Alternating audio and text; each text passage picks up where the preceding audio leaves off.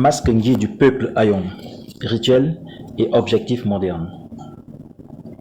En 2006, un masque fin du Gabon avait été vendu aux enchères à Drou pour la somme record de 5,9 millions, soit plus de 3,8 milliards de francs CFA.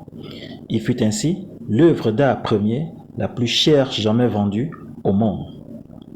En 2022, un masque fin du Gabon datant du 19e siècle a été vendu samedi 26 mars à Montpellier en France pour 4,2 millions d'euros, soit plus de 2,7 milliards de francs CFA. Il faut rappeler à juste titre que la probabilité que la date calibrée de ces masques soit située entre 1680 cal AD et 1764 cal CAD est de 65% selon la datation radiocarbone du Keck Laboratoire. Comment comprendre un tel engouement sur les masques volés des sociétés secrètes du peuple Ayon? À quoi servait le rituel Ngui et comment l'intégrer dans la dynamique de la promotion culturelle aujourd'hui? Nous allons écouter deux intervenants, Tira Mvoimbot, Grégoire Biyogo, historien, égyptologue et maître Mbet, et Venant Debomam, promoteur culturel et fondateur de l'ONG Génération Eka. Pour Grégoire, avec le rituel Ngui, nous sommes en présence de l'une des sociétés secrètes les plus importantes des institutions sacrées des Ekans, lesquelles comportent le continuum historique, théologique et politique de la Maat égyptienne, qui enseigne l'inconditionnalité de la vérité, de la justice et de la mesure. C'est un rite justicier, un rite maatique qui dit le droit, la vérité cosmologique et sociale, et l'établit entre les membres de la cité. On remarquera que le masque Ngui lui-même, dans sa plastique étirée, avec ses traits, a l'air d'une œuvre sortie de la plastique armanienne, sous le pharaon Akhenaton, dont le visage est, au demeurant, souvent représenté comme ce masque. Ce masque était chargé des forces Ngou, de puissance pour tétaniser les faux et imposer le vrai, l'exactitude des traits tels qu'ils se sont déroulés. C'est en quoi le rite Ngui est à la fois justicier, mathématique et maatique.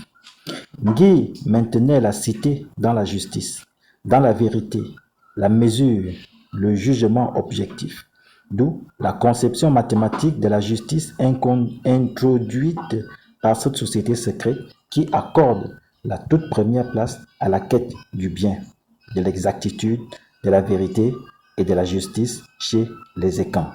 Grégoire Biyogo. Quelle est l'approche de Sikolo Ekan?